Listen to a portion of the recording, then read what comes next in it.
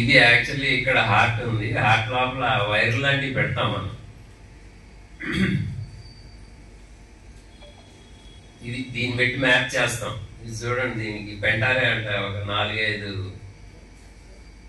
Pins లాగా ఉంటాయి. అక్కడ నుంచి ఎలక్ట్రిక్ సప్లై హార్ట్ లోపలికి పంపిస్తాం. ఇది తొడ వెయిన్ లోపల నుంచి అసలు మొత్తం హార్ట్ యొక్క ఎలక్ట్రిక్ సప్లై ఒక మ్యాప్ లాగా ఇస్తుంది. అది ఎక్కడి నుంచి ఎలక్ట్రిక్ సప్లై చూసారా? అది ఇది హార్ట్ షాడో లోపల తిప్పుతున్నాం. ఇది తిప్పినప్పుడు అది ఇలా మ్యాప్ లాంటిది క్రియేట్ చేస్తుంది.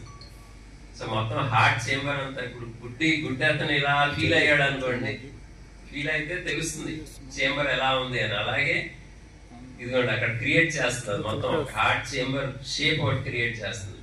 షేప్ క్రియేట్ చేయడంతో పాటు మనం అక్కడ ఎకో కూడా, మామూలుగా ఎకో అనేది హార్ట్ అల్ట్రాసౌండ్ బయట నుంచి చేస్తాం. ఇది లోపల హార్ట్ చేంబర్ లోపల నుంచి కూడా మనం చూసుకోవచ్చు.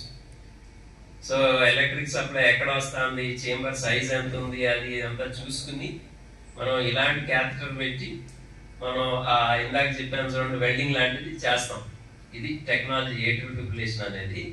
ఇప్పుడు ఈ టెక్నాలజీ ఏంటంటే మనకి ఆ 4 గంటలు పట్టేది ఇప్పుడు లెస్ దాన్ 1 hour 15 minutes లో చేయొచ్చు. దీన్ని చూడండి, ఈ ట్యూబ్ కి ఇలా వాటర్ లాంటిది మనం ఇవ్వచ్చు. ఇస్తే అది బయటకి అలా జెట్స్ లాగా వస్తుంది.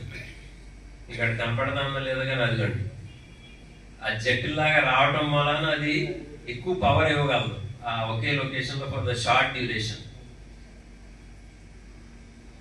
సో ఇది కంటిన్యూస్ గా దానికి వేరే జనరేటర్ కూడా ఉంటుంది ఈ సప్లై ఇవ్వడానికి.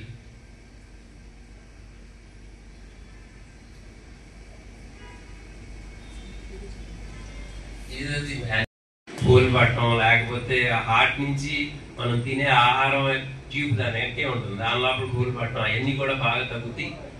అన్నిటికన్నా ఇంపార్టెంట్ ఏంటంటే విదిన్ 1 hour మనం పేషెంట్ విదిన్ 1 hour మళ్ళీ పంపించవచ్చు, సేమ్ డేనే డిశ్చార్జ్ చేసేయచ్చు. సో అది ఈ టెక్నాలజీలో ఉంది. ఇది ఫస్ట్ టైం ఇండియాలో మనకి క్యాథెటర్ వాడి మనం నిన్నటి నుంచి ఇప్పటికి 5 పేషెంట్స్ చేసాము.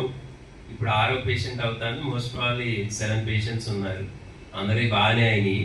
సో ఇది దీని ఎఫికసీ, ప్రొసీజర్ ఎఫికసీ అంటే మళ్ళీ దడ రాకుండా ఆల్మోస్ట్ 80-90% ఉంటుంది. Depends upon how we choose our patients.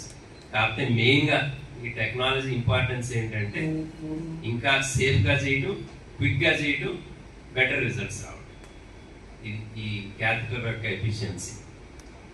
ముందు పై గదులు కాంట్రాక్ట్ అవుతుంది, బ్లడ్ కింద గదికి వెళ్తుంది, అప్పుడు కరెంట్ కిందకి వస్తుంది, అప్పుడు కింద గదులు పంప్ చేస్తే మొత్తం బాడీ మొత్తం సర్క్యులేట్ అవుతుంది బ్లడ్. సో ఇది system, heart beating system, heart లయ మెయింటైన్ చేయడానికి సిస్టమ్. సో ఎలక్ట్రికల్ ప్రాబ్లమ్స్ అని హార్ట్ లో వస్తాయి. ఈ చాలా మందికి అసలు తెలియదు హార్ట్ లో ఎలక్ట్రిసిటీ ఉంటుంది, ప్రతిసారి స్పందించాలంటే అక్కడ జనరేట్ అవ్వాలి. మనకి బల్బులు ఎలక్ట్రిక్ సప్లై ఎలా అయితే షార్ట్ సర్క్యూట్ అవుతుందో, ఎలా తెగిపోవచ్చు, అలా కూడా హార్ట్ లో కూడా తెగిపోవచ్చు. సో పై గదుల నుంచి కింద గదులకి ఎలక్ట్రిక్ సప్లై తెగిపోయినప్పుడు కంప్లీట్ హార్ట్ బ్లాక్ అంటారు. దానికి పేస్ మేకర్ అనేది పెడతారు, ఒక వైర్ లాంటిది పెట్టి బయట నుంచి బ్యాటరీ ద్వారా కరెంట్ ఇస్తాం. అలాగే heart electric fibre short circuit అవ్వచ్చు. ఇప్పుడు ఈ గోడ లోపల నుంచి ఎలక్ట్రిక్ ఫైబర్స్ వెళ్తున్నాయి, ఎలక్ట్రిక్ ఫైబర్స్ వెళ్తా ఉన్నప్పుడు గోడ డ్యామేజ్ అయింది అనుకోండి, మనకి ఎలక్ట్రిక్ సప్లై షార్ట్ సర్క్యూట్ అవ్వచ్చు. షార్ట్ సర్క్యూట్ అయినప్పుడు ఏమవుతుంది, బల్బ్ ఫ్లికర్ అవుతుంది. అలాగే గుండీకి ఎలక్ట్రిక్ సప్లై షార్ట్ సర్క్యూట్ అయినప్పుడు గుండీ 200 సార్లు 300 సార్లు 400 సార్లు నిమిషానికి కొట్టుకున్నప్పుడు ఎఫెక్టివ్ పంపింగ్ ఏమి ఉండదు. అలాంటప్పుడు స్పృహ తప్పి పడిపోవడం, అకస్మాత్తుగా చనిపోవడం అనేది జరుగుతుంది. మీరు ఇంటా ఉంటారు, ఎవరికో ఛాతీ నొప్పి వచ్చింది, 1 గంట లోపల చనిపోయారు, లేకపోతే నిద్రలోనే చనిపోయారు. ఇవన్నీ కూడా ఎలక్ట్రికల్ ప్రాబ్లమ్స్. సో హార్ట్ కింద గదుల్లో ఎలక్ట్రిక్ ప్రాబ్లమ్స్ అనేది వెంట్రుకల్ ఫిబ్రిలేషన్. దానికి కూడా మనం షాక్ చేసేది ఒకటి డివైస్ లాంటిది పెడతాం. పై గదుల్లో అన్నిటికన్నా common electric problem atrial fibrillation అంటారు. ఇది చాలా కామన్ ప్రాబ్లం. ఎలాగంటే వయసు పెరిగిన కొద్దికి ఇంకా కూడా ఫ్రీక్వెంట్గా వస్తుంది. ఆల్మోస్ట్ ఒక 60-70 సంవత్సరాల పైన వయసు ఉన్న వాళ్ళకి 10% మందికి ఈ ఏట్రియల్ ఫిబ్రిలేషన్ అనేది దడ ఉంటుంది. సో దాన్ని లైఫ్ టైం రిస్క్ అంటారు. Life time risk after 40 or 45 years ప్రతి 3-4 లోపల వాళ్ళకి వస్తుంది మనకి ఏట్రియల్ ఫిబ్రిలేషన్ అనేది. దీనిలో ఏమవుతుందంటే పై గదులు ఊరిని ఇలా కంట్రాక్ట్ అవుతాయి కానీ ఎఫెక్టివ్గా ఏం పంప్ చేయవు. నార్మల్లీ పై గదులు 1/3 కంట్రిబ్యూట్ చేస్తాయి మన పంపింగ్, హార్ట్ పంపింగ్.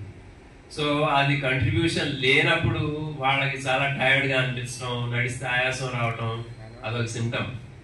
దీనికన్నా కూడా ఇంపార్టెంట్ సిమ్టమ్ ఏంటంటే ఆ పై గదులు కంట్రాక్షన్ అవ్వనప్పుడు అక్కడ బ్లడ్ క్లాట్ లాగా తయారయ్యి అవి చిన్న చిన్న ముక్కల్లాగా ఊడి బ్రెయిన్కి వెళ్తే బ్రెయిన్ స్ట్రోక్ రావచ్చు.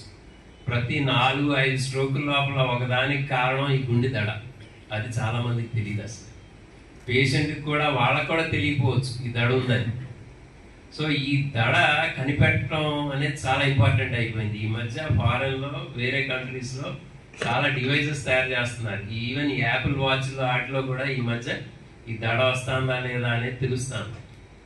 సో కొంతమందికి సిమ్టమ్స్ ఉంటుంది, గుండె దడ కొట్టుకున్నట్టు, కొంతమందికి ఏం సిమ్టమ్స్ ఉండవు. కానీ మీరు కనుక ఈ డివైజెస్ చూస్తే చాలా మందికి యాక్చువల్లీ దడ ఉంటుంది.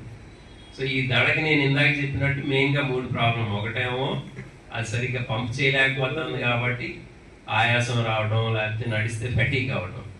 అన్నిటికన్నా ఇంపార్టెంట్ సిమ్టమ్ బ్రెయిన్ స్ట్రోక్ రావడం. థర్డ్ ఏంటంటే హార్ట్ పంపింగ్ తగ్గిపోవటం, ఎందుకంటే ఫాస్ట్గా ఇర్రెగ్యులర్గా బీట్ అవుతుంది కాబట్టి. ఫోర్త్, ఫర్ సమ్ రీజన్ ఈ ఏట్రియల్ ఫిబ్రిలేషన్ ఉన్నాళ్ళు ఎక్కువగా, అంటే వాళ్ళ మార్టాలిటీ ఆల్మోస్ట్ 1.5 to 2 times ఉంటుంది. అంటే వాళ్ళు చనిపోయే ఛాన్సెస్ ఎక్కువ ఉంటాయి. సో దీనికి ఏట్రియల్ ఫిబ్రిలేషన్ అనేది మెయిన్గా కారణాలు ఏంటంటే వయసు పెరగడం, బరువు ఎక్కువ ఉండటం, నిద్రలో గురక, ఆ ప్రాబ్లమ్స్ ఉండటం.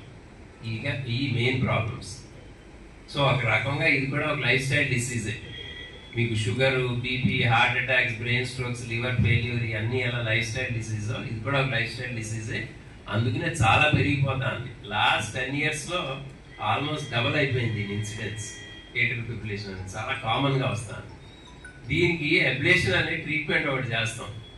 ఏంటంటే తొడ దగ్గర నుంచి సన్నటి వైర్ లాంటివి పెట్టి లోపల మనం వెల్డింగ్ లాగా చేస్తాం. ఈ అబ్లేషన్కి మనం క్యాథెటర్స్ అనేవి వాడతాం, ట్యూబుల్ లాంటివి. ఇది పూర్వం మనం ఏం చేసేవాళ్ళం అంటే ఈ హార్ట్ పై గదికి ఎక్కడైతే ఎలక్ట్రిక్ సప్లై వస్తుందో, ఆ షార్ట్ సర్క్యూట్ వస్తుందో దాని చుట్టూతా వెల్డింగ్ లాగా చేసేవాళ్ళం. అది ఆల్మోస్ట్ 4 గంటలు పట్టేది మనకి. జనరల్ ఈ క్యూ డాట్ అనే టెక్నాలజీలో ఏంటంటే మనం ఒక్కొక్క చోట 2 to 4 seconds ఇస్తాం ఆ హీట్ అనేది, ఆ వెల్డింగ్ లాంటిది. సో నిమిషం బదులు ఆ 2 to 4 seconds ఇవ్వడంతో ఏమవుతుందంటే ఈ ప్రొసీజర్ మొత్తం ఒక 45 minutes, హాఫ్ అన్ అవర్లో అయిపోతాను. సో ఇది ఫస్ట్ టైం ఇన్ ఇండియా ఈ క్యూ డాట్ అనే ఈ టెక్నాలజీ అనేది రిలీజ్ చేశారు. మనం నిన్నటి నుంచి 7 చేసాం ఇప్పుడు దాకా. అంటే ఇట్స్ వెరీ ఫాస్ట్ ప్రాసెస్, గంటకొకరికి అయిపోతుంది. సో ఆ ఫాస్ట్గా అవడమే కాకుండా